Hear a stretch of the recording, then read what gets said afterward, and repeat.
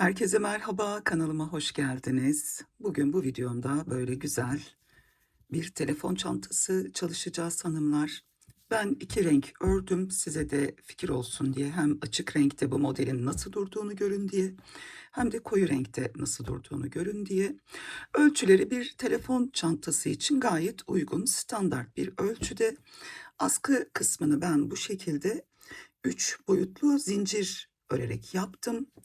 Şöyle askı takma aparatlarını da iki çantanın da farklı aparatlar kullandım. Bakın buna böyle papağan halkası kullandım. Buna da böyle ayarlanabilir bir halka kullanıp üstüne de düğüm attım.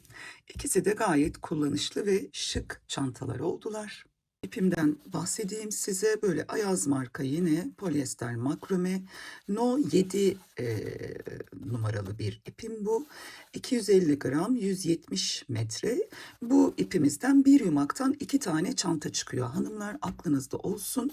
Tabii bu 250 gramlık bir ip olduğunda daha düşük gramajlı bir ip aldığınızda o muhtemelen değişiklik gösterebilecektir gramajları ya da daha ince bir iple ördüğünüzde. Şöyle şu şekilde çıt çıt kapama diktim ben içine.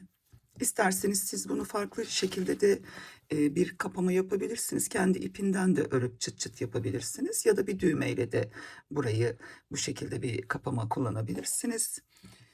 Şimdi videoma geçmeden önce sizden ricam var. Kanalıma abone olup bana destek olursanız çok memnun olurum. Videomu beğendiyseniz lütfen beğenme butonuna basın. Aklınıza takılan bir şey olursa yorumlara yazın. Çantanın bütün detaylarını zaten videonun içinde anlatıyorum. Onun dışında kullandığım malzeme, tığ ve gerekli olan her şeyi açıklamalar kısmına yazıyorum. Oradan da bakabilirsiniz. 2 saatte biten bir çanta öreceğiz hanımlar. Şimdiden yapacak olanlara kolay gelsin diyorum. Keyifli seyirler. Hemen kısaca bir malzemelerden bahsedeyim. Ayaz marka polyester makrome No 7, 4 milim tığ, 2 tane askı papağanı ve bir tane de çıt çıt kapama. Hemen burada şimdi başlıyorum. Evet.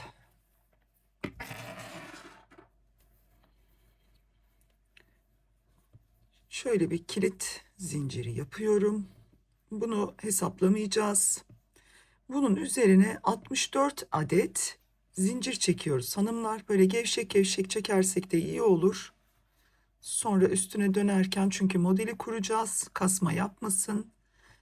Bu şekilde 64 adet zincir çekeceğiz. 2, 4, 5, 6, 7, 8, 9, 10, 11, 12, 13, 14, 15, 16, 17, 18, 19, 20. Evet, 64 adet zincir çektim. Şöyle göstereyim. Hemen şimdi bu bir üst sırada modelimizi kuracağız. Ondan önce bakın şöyle çeviriyorum. Şu arkadaki çizgilere batarak ilerleyeceğiz. Tam bu çizgilere. Şimdi iki tane kaydırma yapıyorum modelimi kurmadan önce. Herhangi burada bir artı zincir çekmiyorum. Tamamen 64 zincirin üstüne kuracağız. Bakın şu hemen arka çizgiyi aldım ve bir adet kaydırma yaptım. Hemen yanından da bir adet kaydırma yaptım. Evet, şimdi buradan itibaren modelimizi kuruyoruz. Buraya şimdi yarım trabzan yapacağız. Yani çakma sık iğne. Hemen şöyle ipimi tığımın başına doladım ve gelen yine çizgiye battım. Üçünü birlikte çıkardım. Şimdi yine gelen çizgiye batıyorum. Başına dolamadım. Bakın burada bir kaydırma yapıyorum. Tekrar başına doladım. Gelen çizgiye bir yarım trabzan yaptım. Modelimiz bundan ibaret. Bir kaydırma, bir yarım trabzan. Şimdi yine bir kaydırma yaptım ve başına doladım. Bir yarım trabzan yapıyorum. Tekrar bir kaydırma, başına doladım. Şu çizgiye battım ve bir yarım trabzan yaptım. Tekrar bir kaydırma, başına doladım ve gelen çizgiye yarım trabzan yaptım. Bu sırayı bu şekilde devam edeceğiz ta ki şu sonda 3 ilmek kalana kadar. 1, 2, 3. Burada tekrar görüşelim hanımlar. Evet hanımlar, son 3 ilmeğim kaldı, zincirim kaldı burada. Şöyle hemen yine bir yarım trabzan, yani modelimize yarım trabzanla başlayıp yarım trabzanla bitiriyoruz. Şimdi bakın, bu sonda yine 2 tane ilmeğimiz var. 2 tane buraya tekrardan kaydırma yapıyorum. Ve bu sırayı böyle bitiriyorum. Hemen size bir ölçü vermek istiyorum. Başlangıç ölçüsü. Farklı bir ip kullanırsanız boyutlarında değişiklik gösterebilir. Ama 64 zincirin üstüne çıkmayın lütfen. Zaten benim bu ipim esneyen bir ip. Şöyle bakalım. Evet, 40 santim. Evet, 40 santim olacak hanımlar. Tabii biraz küçük, biraz büyük, yani 1-2 santim fark edebilir. İp ve tığdan ötürü veya örmekten ötürü. O yüzden de değişiklik gösterebilir 1-2 santim. Bakın şimdi burada son sırada bir zincir çekip yukarı çıktım. Biz şimdi bu sırada bu arka bacaklara batacağız. Bakın buraya. Şöyle göstereyim. Bu kısma batıyoruz. Yani şu ilmeği şöyle komple değil de tek bacağını alacağız hanımlar. Hemen buradan yine şu kısma batıyoruz ve bir kaydırma yapıyoruz. Sonra yine gelene de bir kaydırma yapıyoruz. Yani 2 tane kaydırmamızı yine bu başta yaptık. Hemen başına doladım. Bakın şu arka bacağa batıyorum. İpimi aldım. Üçünü birlikte çıkardım. Ve şimdi gelene yine şöyle bir kaydırma yapıyorum. Yine başına doladım. Arka bacağa battım. İpimi çıkardım. 3 tane var. Üçünü birlikte çıkardım. Ve tekrar bir kaydırma.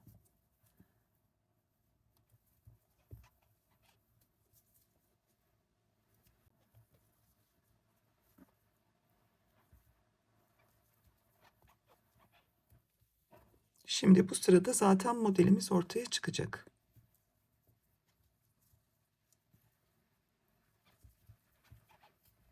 Evet, bu sırayı örüyoruz. Şu son 3 ilmek kalana kadar burada tekrar görüşürüz. Yine sıra sonuna geldim. Şimdi buraya tekrar bir yarım trabzan yapıyorum. Bakın, yarım trabzanla başlayıp yarım trabzanla modeli bitiriyorum burada. Hemen şurada 2 tane ilmeğim var. Yine arka bacağa batıyorum ve bir kaydırma yaptım.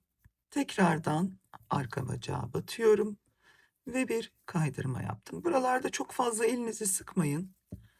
Çünkü batması zor olabilir çantamız ilerledikçe. Evet, yine bakın şurada 2 tane kaydırma var. Şurası 1, şurası 2. Bir tane zincirle yukarı çıktım. Hemen ilkini yine arka bacağına batıp bir kaydırma. İkincisinin de yine bir kaydırma. Ve burada tekrar modeli kuruyorum. Yarım trabzan ve bir kaydırma. Yarım trabzan ve bir kaydırma.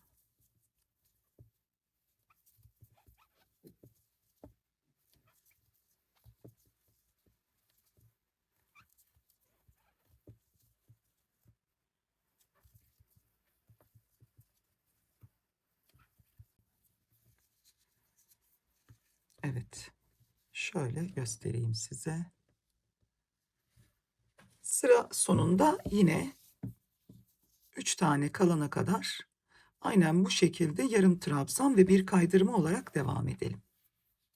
Yine sıra sonundayım. Bakın modelimiz çıktı ortaya.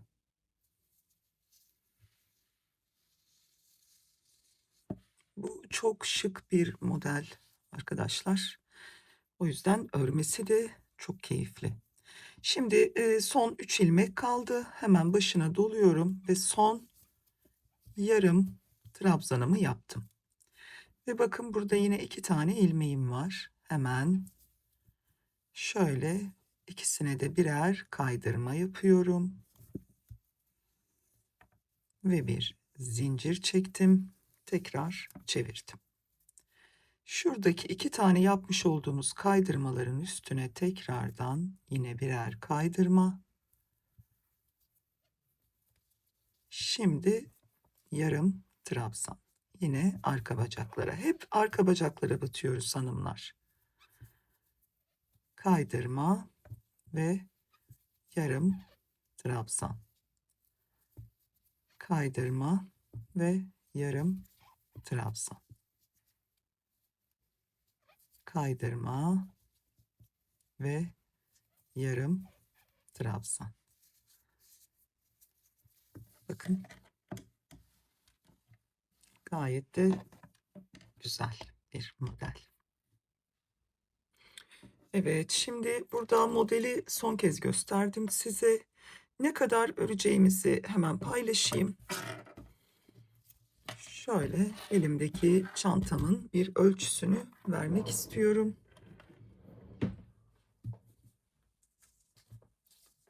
Evet, bakalım. Şöyle tuttum. 14 santim örelim hanımlar. 14 santim öreceğiz. Ondan sonra katlayıp dikişlerini yapalım.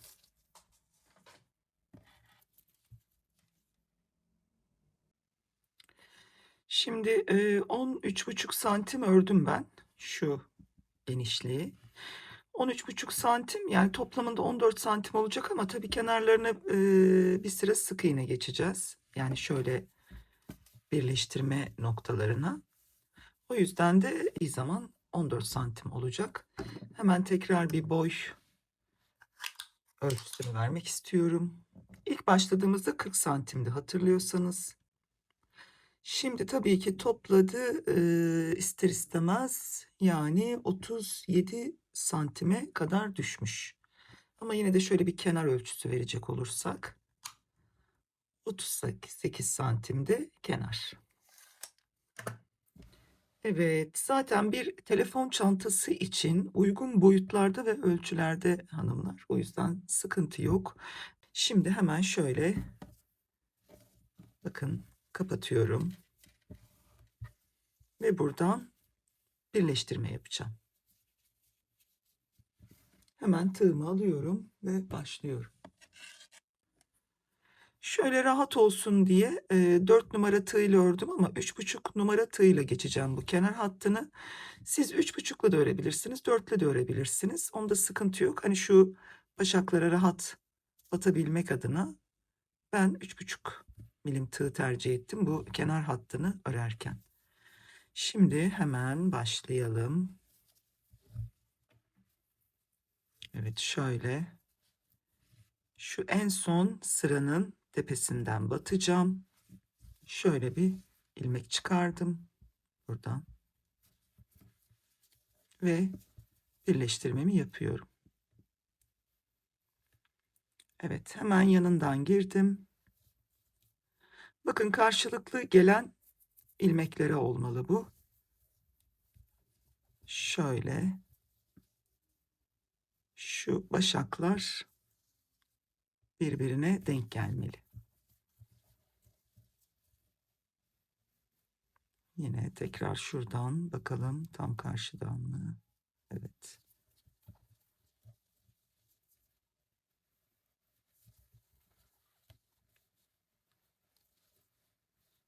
Bu şekilde kenar hattını sık iğne yapıyoruz.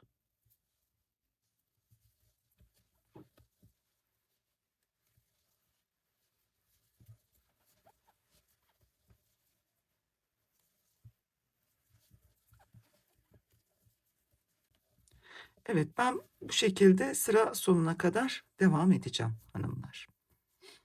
Evet, şöyle sıra sonuna yaklaşırken bu ayırmış olduğum ip bitti. O yüzden de şöyle bir ip ekleyeceğiz.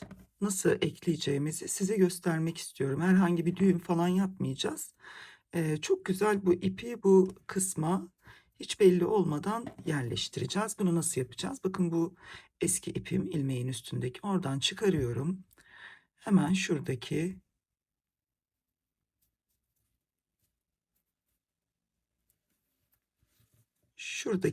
ilmeklerimin içinden girdim ve bu ipimi buradan çıkarıyorum. Yani şu eski ilmeğimi almadım üstüne bakın. Ama tabii ki bu ipin uç kısımlarını bu alttan yürüteceğiz. O önemli. Hemen bakın gelen başakların içinden batıyorum yine. Ve yeni eklediğim ipten bir sık iğne yapıyorum.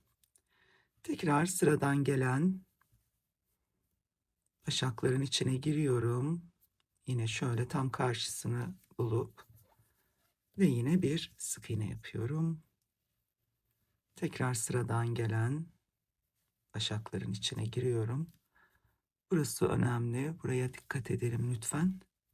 Yanlış yere batmayalım. Çünkü bunlar hep birbirinin karşısındaki sayılarla tam uyuşmalı. Evet bakın yeterince burayı sık iğne yaptım. Şimdi ilmeğimi çekiyorum. Bakın ilmeğimi çektim. Burada herhangi hiçbir sorun yok. Ne bir düğüm görüntüsü var, ne de orada bir ekleme görüntüsü var. O yüzden bu çoğu zaman sizi çok kurtaracak. Hemen yine gelen, karşılıklı gelen başaklarımın içine battım. Tabii altta eski ipleri yürütüyoruz. Hemen şöyle yine bunu da aldım üstüne. Ve tekrar gelen başağın içine battım.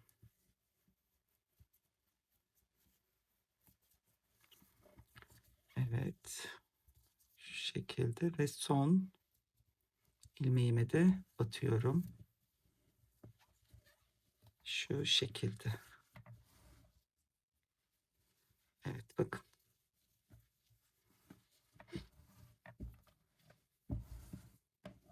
Şöyle göstereyim size.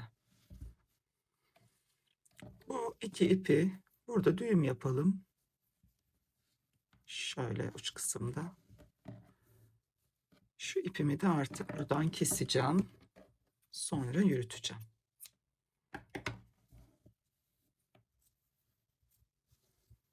Bu düğüm yaptığım ipi de kesiyorum buradan. Hemen bir tane çakmak alıp geliyorum hanımlar. Evet çakmağımı alıp geldim. Buradan böyle tam dipten kestiğimiz ipleri hemen şöyle çakmak yardımıyla buraya sabitledik. Bu koparmış olduğumuz ipi de ucunu hemen şöyle bu alttan yedireceğiz. Bakalım. Buraya bir alalım onu.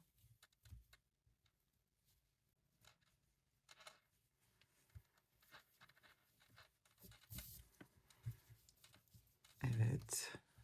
Şimdi şuradan arkaya çıkaralım. Sonra tekrar buradan öne çıkaralım.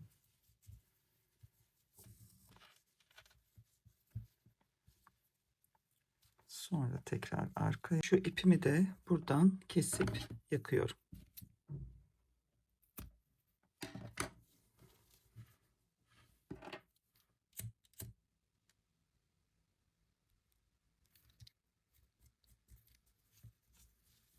Evet. Şimdi aynı işlemi bu taraf için de yapacağız. Yalnız bu ilmeklerin şurada ördüğümüz sık iğnelerin iki tarafının da aynı tarafa bakması gerekiyor. O yüzden bu sık iğnemizi bu alt kısımdan başlayacağız. Hemen şunun da bir ucunu yakayım. Burası açılmaya başladı.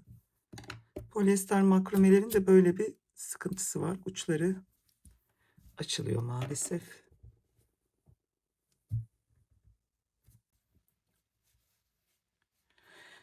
Evet hanımlar, tam şuradan tekrar sık iğne yapmaya başlıyorum.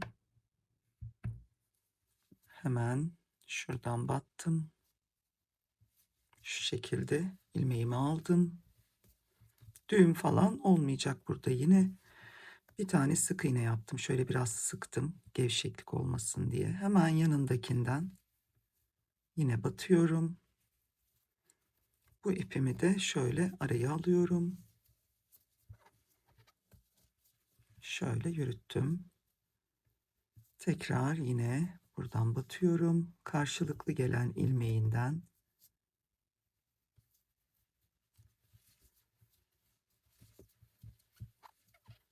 ve tekrar bir sık iğne.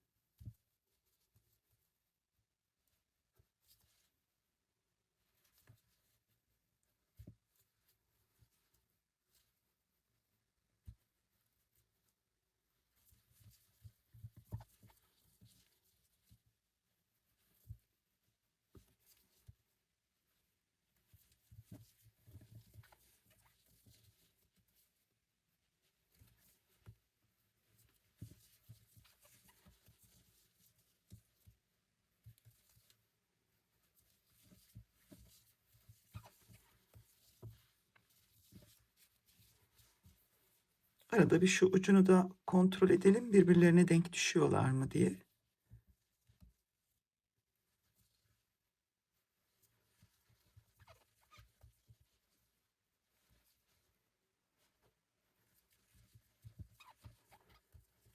Evet, bu sırayı da bu uca kadar örüp geliyorum.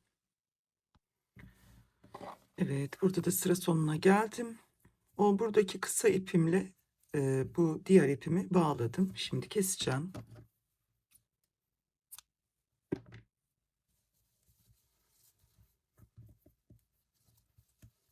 Ve hemen bu ipleri de araya yedireceğim. Evet, bu yan dikme, daha doğrusu birleştirme sık iğnemizi de hallettik iki tarafında. Şimdi bir kontrol yapalım. Şöyle elimde büyük bir telefon var. Normal standart telefonlardan daha büyük. Bakalım. Şöyle bakın. Gayet güzel oldu.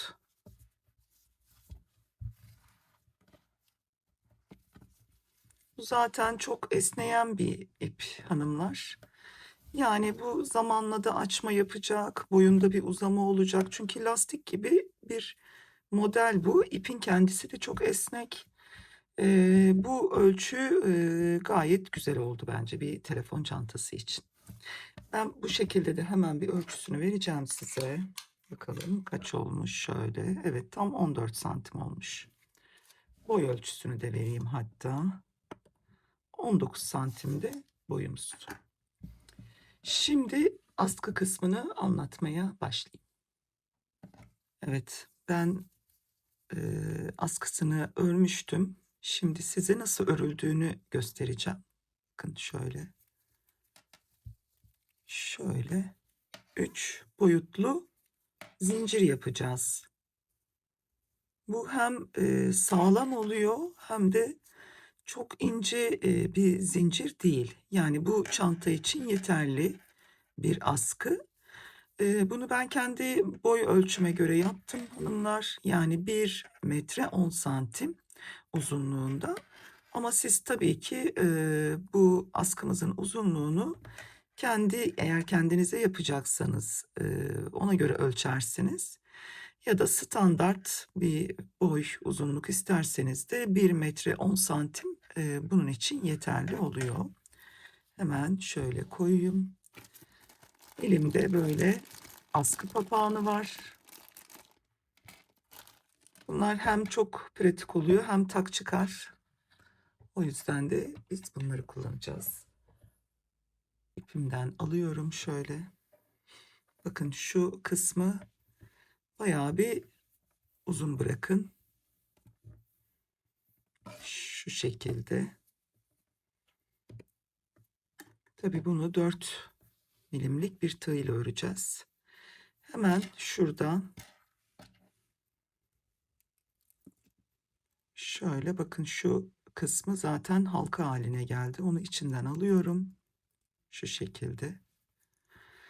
Buraya bir zincir yapıyorum. Bir tane daha yapayım. Şimdi bu ipimizi ayırıyoruz. Hemen şöyle bakın. Diğer ipi tığımın üstüne attım. Bir tanesini de elime sabitledim. Hemen içinden çekip çıkarıyorum. Sonra bir tane daha attım. Tekrar çıkardım. Bakın bu şekilde askımızı örüyoruz. Şöyle. Bu hem çok pratik, kolay, hızlı ve güzel bir askı oluyor. Bu tarz telefon çantaları için veya elcik yapmak için çok ideal bir zincir. Buna 3 boyutlu zincir diyorum ben. Bakın şöyle göstereyim. Gayet güzel. Bu şekilde 1 metre 10 santim olana kadar örüyoruz. Askımız da bittiyse eğer şöyle bir takalım hanımlar, şu papağan kısmını çantamızın şöyle iki uç tarafına yerleştirelim.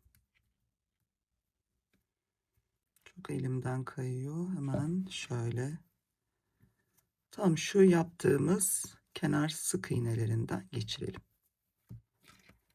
Şu şekilde diğer tarafı da takalım.